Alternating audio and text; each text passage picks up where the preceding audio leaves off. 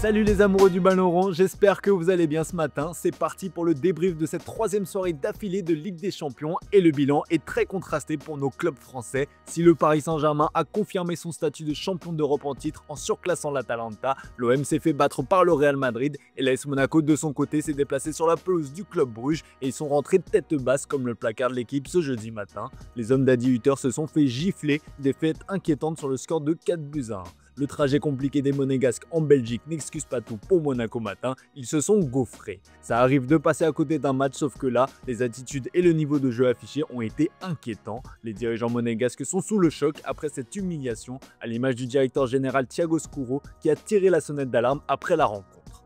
Pas de réaction, c'est ça qui est choquant parce que normalement, nous sommes courageux, compétitifs. Le match vient de se finir, nous devons prendre le temps d'analyser le match. Je suis vraiment désolé pour les fans, ça ne représente pas Monaco ni le football français. On ne doit pas chercher un coupable, c'est un crash général. Le coach Adi Hutter a également déclaré ne pas vouloir se cacher derrière la préparation compliquée de ses hommes pour expliquer cette claque, d'autant que l'ASM avait l'occasion de bien démarrer la partie si Akliouche ne s'était pas montré maladroit sur penalty comme le relaye l'équipe.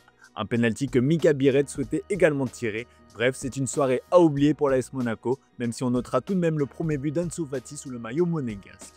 En Belgique, l'heure est à la fête comme se réjouit le supplément sport de la dernière heure. Avec la victoire de l'Union Saint-Gilloise et celle du club rouge hier, le football belge a fait carton plein avec un 6/6 historique au nombre de points. Dans la presse française, on revient aussi sur la performance marquante de Nuno Mendes lors du festival du PSG face à l'Atalanta. On a beaucoup tendance à parler d'Hakimi à droite, mais le couloir gauche est bien occupé par le Portugais qui s'impose clairement comme le meilleur latéral gauche au monde, écrit le Parisien. C'est simple, avec Nuno Mendes, le PSG joue avec un arrière attaquant, note le progrès. À 23 ans, il a franchi un gros cap dans sa carrière. Épargné par les blessures, Nuno Mendes a énormément progressé défensivement. Véritable machine sur le plan physique, il combine vivacité technique et pouvoir de déstabilisation, faisant de lui le meilleur latéral gauche du monde à l'heure actuelle.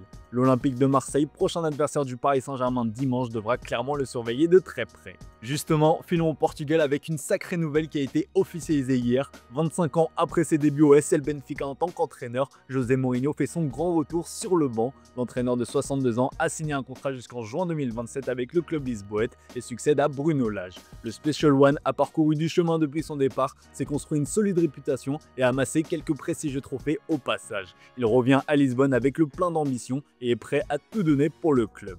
Je vivrai pour Benfica, placarde le journal Abola. Après une expérience très mitigée à Fenerbahçe, José Mourinho est apparu ému lors de sa conférence de présentation tout en glissant un tacle au club turc. Je suis l'entraîneur de l'un des plus grands clubs du monde, je me sens vivant, écrit Record. Cela fait 25 ans, mais je ne suis pas ici pour célébrer ma carrière. Ce sont 25 ans où j'ai eu l'opportunité de travailler pour les plus grands clubs du monde. Aucun autre grand club que j'ai eu l'occasion d'entraîner ne m'a procuré autant d'honneur, de responsabilité et de motivation en tant qu'entraîneur de Benfica, a-t-il notamment déclaré. Le retour de José Mourinho au pays prend clairement beaucoup de place, à tel point que la belle performance de l'autre club de la ville est reléguée au second plan. Grâce à un grand Francisco Trincao, auteur d'un doublé comme le relais Record, le Sporting a surclassé le petit pousset Kierat, victoire facile sur le score de 4-1. Un score fleuve à l'image de celui infligé par l'Eintracht Francfort à Galatasaray. Le club allemand s'est déchaîné avec cette victoire 5-1 comme le rapporte le Corriere dello Sport.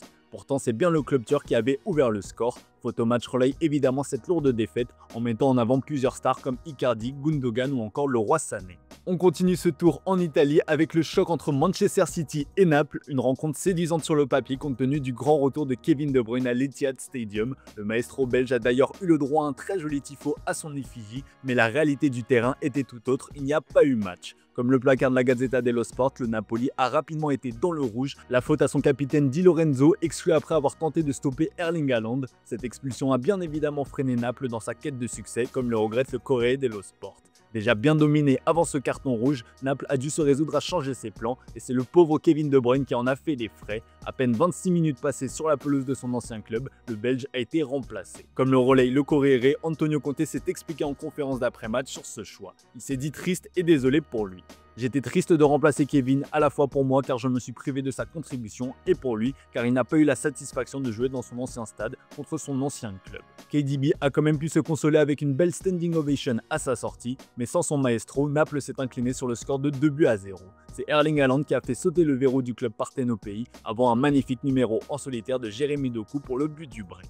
Autre actu qui fait les gros titres en Italie, le retour à l'entraînement d'Ademola Lookman avec l'Atalanta, comme relayé par le journal O Papyrus dans ses pages intérieures. Parti au clash avec son club pour forcer son départ cet été, le Nigérian s'est finalement résolu à faire la paix. Le rapprochement avait déjà eu lieu après le match de dimanche contre Lecce et hier matin, le joueur a parlé avec le coach Juric, expliquant qu'il sortait d'une période très difficile sur le plan personnel et demandant à pouvoir s'entraîner avec l'équipe. Cette décision a évidemment été partagée avec ses coéquipiers. Lookman s'est déjà mis à la disposition de Juric pour le déplacement de dimanche à Turin, la fin d'un long feuilleton. On prend la direction de l'Angleterre avec Manchester Evening News qui met à l'honneur Erling Haaland ce jeudi matin. Comme le placarde le tabloïd anglais, le cyborg norvégien est devenu hier le joueur le plus rapide à atteindre le cap symbolique des 50 buts en Ligue des Champions. À 25 ans et 59 jours, il devance Kylian Mbappé qui avait 25 ans et 356 jours au moment de son 50e but.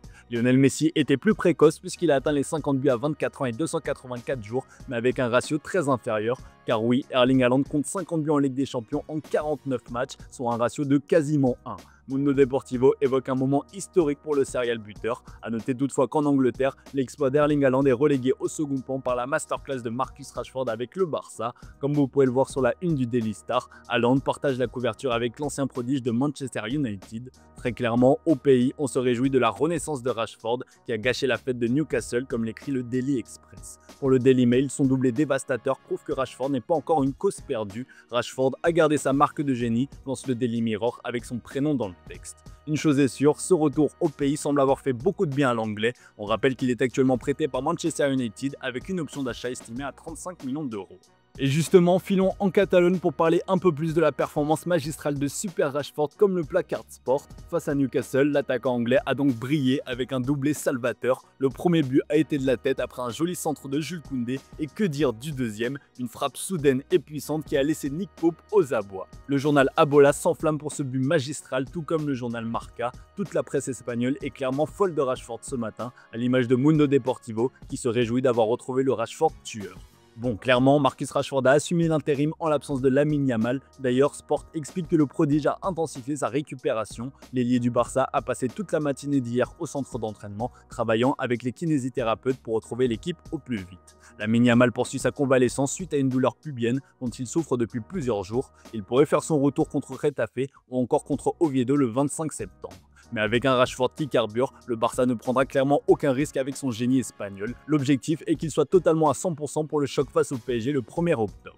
Autre satisfaction côté Barça, la belle première de Joan Garcia. En plus de quelques parades marquantes, l'ancien portier de l'Espagnol a montré des qualités de relance très intéressantes en début de match. Sous la pression des joueurs de Newcastle, Joan Garcia a montré de la sérénité balle au pied, rassurant pour ses coéquipiers et Hansi Flick. Ter Stegen aura du travail s'il souhaite récupérer sa place de numéro 1. On termine cette revue de presse avec un casse-tête qui se profile du côté du Real Madrid. Comme le relaye le journal AS, le retour de Jude Bellingham va poser quelques soucis à Xabi Alonso. Opéré de l'épaule, l'anglais est de retour plus rapidement que prévu, ce qui va contraindre le coach espagnol à changer ses plans. Un joueur va être sacrifié pour faire de la place à Jude Bellingham dans le 11 de départ et il semblerait que la victime soit Franco Mastantuono, le titulaire jusqu'à présent à droite. Bellingham va retrouver sa place au milieu de terrain et Arda Güler devrait retrouver quant à lui son poste d'ailier. Le Turc a parfaitement assumé l'intérim en l'absence de Bellingham, montrant de formidables capacités d'adaptation au poste de relayeur.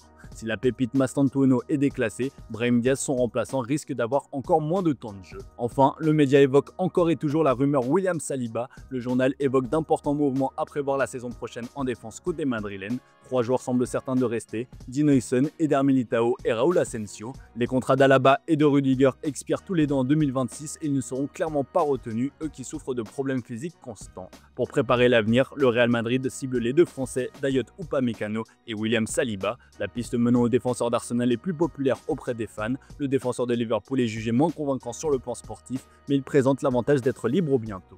Tout le contraire de Saliba qui s'est vu proposer une prolongation de contrat XXL comme on vous l'a révélé, affaire à suivre. Voilà les amis, c'est tout pour ce matin, merci pour votre fidélité, très belle journée à vous. Comme d'hab, on se retrouve en fin d'après-midi pour le dernier JT Foot Mercato de la semaine.